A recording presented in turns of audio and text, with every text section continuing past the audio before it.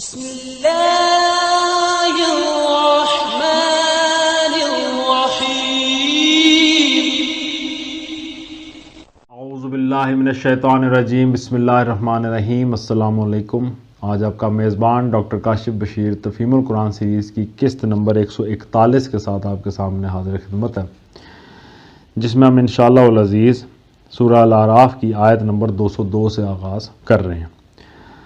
بسم اللہ الرحمن الرحیم۔ وَإِخْوَانُهُمْ يَمُدُّونَهُمْ فِي الْغَيِّ ثُمَّ لَا يُقْصِرُونَ۔ ترجمہ: رہے ان کے یعنی شیاطین کے بھائی بند تو وہ انہیں ان کی کج روی میں کھینچے لیے چلے جاتے ہیں اور انہیں بھٹکانے میں کوئی کسر اٹھا نہیں رکھتے۔ تفسیر میں آیا ان آیات میں نبی صلی اللہ علیہ وآلہ وسلم کو دعوت و تبلیغ اور ہدایات و اصلاح کی حکمت کے چند اہم نکات بتائے گئے ہیں، اور مقصود صرف حضور کو ہی کو تعلیم دینا نہیں ہے، بلکہ حضور کے ذریعے سے ان سب لوگوں کو یہی حکمت سکھانا ہے جو حضور کے قائم مقام بن کر دنیا کو سیدھی راہ دکھانے کے لیے اٹھے ہیں۔ ان نکات کو سلسلہ وار دیکھنا چاہیے۔ نمبر 1، داعی حق کے لیے جو صفات سب سے زیادہ ضروری ہیں ان میں سے ایک یہ ہے کہ اسے نرم خو، متحمل اور عالی ظرف ہونا چاہیے۔ اس کو اپنے ساتھیوں کے لیے شفیق، عامت الناس کے لیے رحیم اور اپنے مخالفوں کے لیے حلیم ہونا چاہیے۔ اس کو اپنے رفقا کی کمزوریوں کو بھی برداشت کرنا چاہیے اور اپنے مخالفین کی سختیوں کو بھی۔ اسے شدید سے شدید اشتعال انگیز مواقع پر بھی اپنے مزاج کو ٹھنڈا رکھنا چاہیے۔ نہایت ناگوار باتوں کو بھی عالی ظرفی کے ساتھ ٹال دینا چاہیے۔ مخالفوں کی طرف سے کیسی ہی سخت کلامی، بہتان تراشی، ایذا رسانی اور شریرانہ مزاحمت کا اظہار ہو، اس کو درگزر ہی سے کام لینا چاہیے۔ سخت گیری، درست خوئی، تلخ گفتاری اور منتقمانہ اشتعال طبع اس کام کے لیے زہر کا حکم رکھتا ہے اور اس سے کام بگڑتا ہے، بنتا نہیں ہے۔ اسی چیز کو نبی اکرم صلی اللہ علیہ وآلہ وسلم نے فرمایا کہ میرے رب نے مجھے حکم دیا ہے کہ غضب اور رضا دونوں حالتوں میں انصاف کی بات کہوں۔ جو مجھ سے کہے میں اس سے جڑوں، جو مجھے میرے حق سے محروم کرے میں اس کا حق دوں، جو میرے ساتھ ظلم کرے میں اس کو معاف کر دوں۔ اور اسی چیز کی ہدایت آپ ان لوگوں کو کرتے تھے جنہیں آپ دین کے کام پر اپنی طرف سے بھیجتے تھے۔ مثال کے طور پہ کہتے تھے جہاں تم جاؤ وہاں تمہاری آمد لوگوں کے لیے مصدع جاں فضا ہو، نہ کہ باعث نفرت، اور لوگوں کے لیے تم سہولت کے موجب بنو، نہ کہ تنگی اور سختی کے۔ اور اسی چیز کی تعریف اللہ تعالیٰ نے نبی صلی اللہ علیہ وآلہ وسلم کے حق میں فرمائی ہے، جس کا مفہوم ہے یہ اللہ کی رحمت ہے کہ تم ان لوگوں کے لیے نرم ہو، ورنہ اگر تم درست خو اور سنگ دل ہوتے تو یہ سب لوگ تمہارے گرد و پیش سے چھٹ جاتے۔ سورہ آل عمران کی آیت نمبر 159 کا یہ ترجمہ تھا جو آپ کے سامنے پیش کیا۔ نمبر 2 بات ہے کہ دعوت حق کی کامیابی کا گر یہ ہے کہ آدمی فلسفہ ترازی اور دقیقہ سنجی کے بجائے لوگوں کو معروف یعنی ان سیدھی اور صاف بھلائیوں کی تلقین کرے جنہیں بالعموم سارے ہی انسان بھلا جانتے ہیں، یا جن کی بھلائی کو سمجھنے کے لیے وہ عقل عام کافی ہے جو ہر انسان کو حاصل ہے، جس کو کامن سینس کہتے ہیں۔ اس طرح داعی حق کا اپیل عوام و خاص سب کو متاثر کرتا ہے اور ہر سامع کے کان سے دل تک پہنچنے کا راہ نکال لیتا ہے۔ ایسی معروف دعوت کے خلاف جو لوگ شورش برپا کرتے ہیں وہ خود اپنی ناکامی اور اس دعوت کی کامیابی کا سامان فراہم کرتے ہیں۔ تیسری بات، اس دعوت کے کام میں جہاں یہ بات ضروری ہے کہ طالبین خیر کو معروف کی تلقین کی جائے، وہاں یہ بات بھی اتنی ہی ضروری ہے کہ جاہلوں سے نہ الجھا جائے، خواہ وہ الجھنے اور الجھانے کی کتنی ہی کوشش کریں۔ داعی کو اس معاملے میں سخت محتاط ہونا چاہیے کہ اس کا خطاب صرف ان لوگوں سے رہے جو معقولیت کے ساتھ بات کو سمجھنے کے لیے تیار ہوں، اور جب کوئی شخص جہالت پر اتر آئے اور حجت بازی، جھگڑالو پن اور تان و تشنیع شروع کر دے تو داعی کو اس کا حریف بننے سے انکار کر دینا چاہیے، اس لیے کہ اس جھگڑے میں الجھنے کا حاصل کچھ نہیں ہے، اور نقصان یہ ہے کہ داعی کی جس قوت کو اشاعت دین، اشاعت دعوت اور اصلاح نفوس میں خرچ ہونا چاہیے وہ اس فضول کام میں ضائع ہوگی۔ نمبر 3 میں جو ہدایت یعنی پیچھے جو بتایا کہ الجھانا جائے جاہلوں سے، اسی کے سلسلے میں مزید ہدایت یہ ہے کہ جب کبھی داعی حق مخالفین کے ظلم اور ان کی شرارت اور ان کے جاہلانہ اعتراضات و الزامات پر اپنی طبیعت میں اشتعال محسوس کرے تو اسے فوراً سمجھ لینا چاہیے کہ یہ نزاع یہ نزغ شیطانی ہے، یعنی شیطان کی اکساہٹ ہے، اور اسی وقت غدار سے پناہ مانگنی چاہیے کہ اپنے بندے کو اس جوش میں بہہ نکلنے سے بچائے اور ایسا بے قابو نہ ہونے دے کہ اس سے دعوت حق کو نقصان پہنچانے والی کوئی حرکت سرزد ہو جائے۔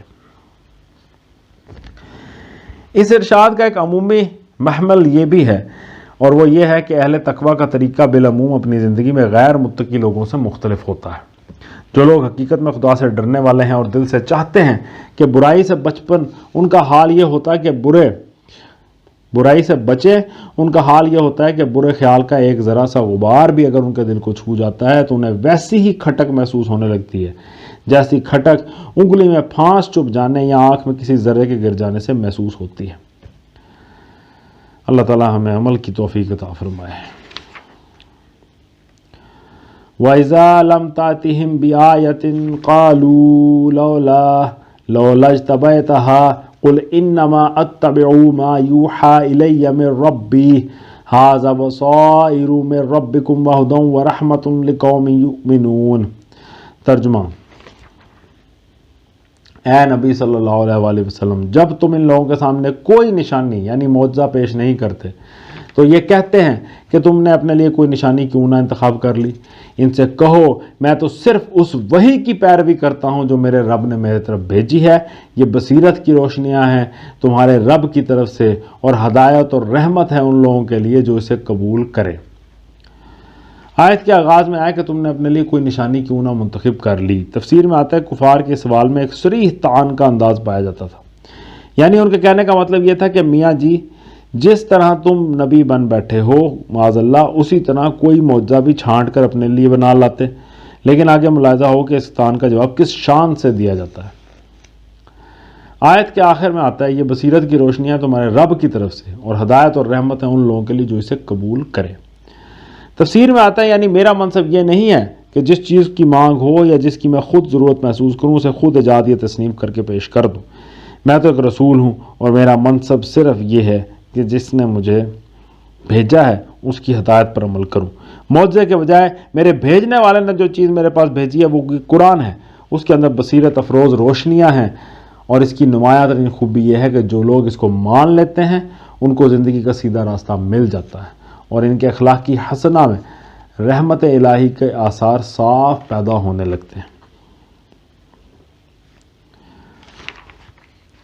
وَإِذَا قُرِئَ الْقُرْآنُ فَاسْتَمِعُوا لَهُ وَأَنصِتُوا لَعَلَّكُمْ تُرْحَمُونَ۔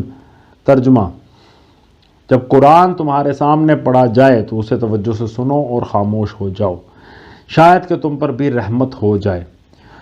تفسیر میں آتا ہے یعنی یہ جو تعصب اور ہٹ درمی کی وجہ سے تم لوگ قرآن کی آواز سنتے ہی کانوں میں انگلیاں ٹھونس لیتے ہو یا اور شور و غل برپا کرتے ہو تاکہ نہ خود سنو اور نہ کوئی دوسرا سن سکے، اس روش کو چھوڑ دو اور غور سے سنو تو صحیح کہ اس میں تعلیم کیا دی گئی ہے۔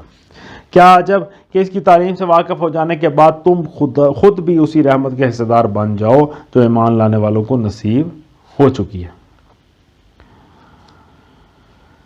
وَاذْكُرْ رَبَّكَ فِي نَفْسِكَ تَضَرُّعًا وَخِيفَةً وَدُونَ الْجَهْرِ مِنَ الْقَوْلِ بِالْغُدُوِّ وَالْآصَالِ وَلَا تَكُنْ مِنَ الْغَافِلِينَ۔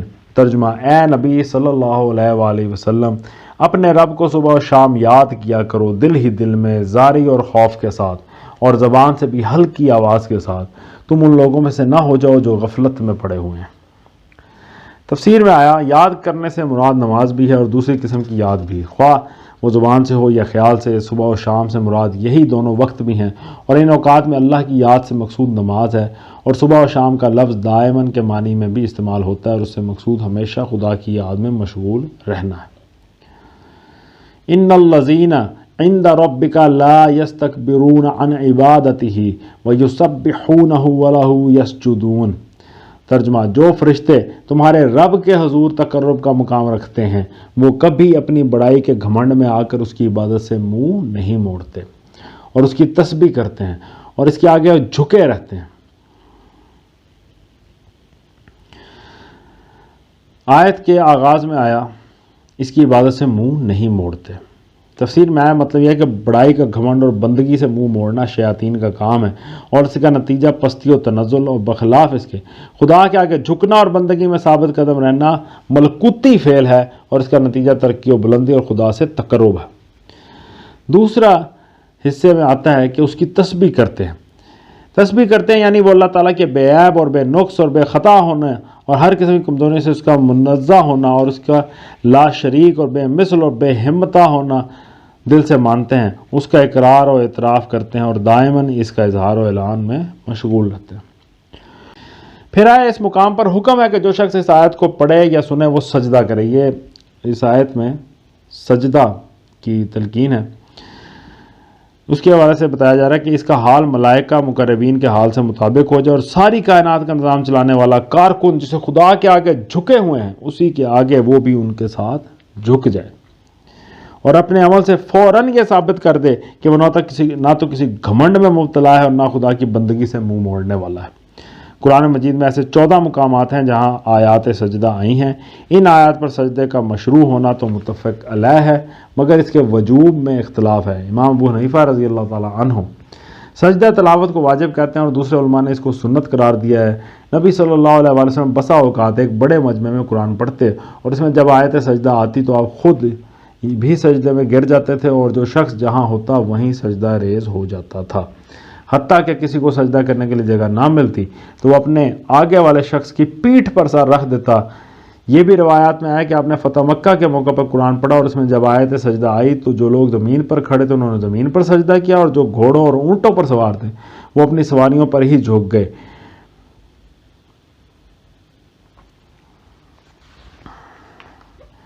صدق اللہ العلی العظیم۔ الحمدللہ آج ہم نے سورہ الاعراف کی آیت نمبر 206 یعنی کہ آخری آیت تک کا ترجمہ اور تفسیر پر غور کرنے کی کوشش کی ہے، اور آپ لوگوں سے درخواست ہے، ہم نے آخری جو آیت پڑھی ہے آیت نمبر 206 یہ آیت سجدہ تھی، تو آپ لوگ بھی سجدہ ادا کر لیں، اور اللہ تعالیٰ کا لاکھ لاکھ شکر ہے کہ اس نے ہمیں اس توفیق سے بخشا۔ اس کی مہربانی، اس کی عنایات کے بغیر یہ سلسلہ ممکن نہیں تھا۔ اللہ تعالیٰ اس میں ہمارے پڑھنے کو اور آپ کے سننے کو قبول فرمائے، اور اس سے ہماری زندگیوں میں مثبت تبدیلیاں رونما ہوں، اخلاق میں مثبت تبدیلیاں رونما ہوں۔ انہی دعاؤں کے ساتھ آپ سے اجازت چاہیں گے۔ اپنا بہت خیال رکھیں۔ آپ لوگوں کا بہت بہت شکریہ۔ اللہ حافظ۔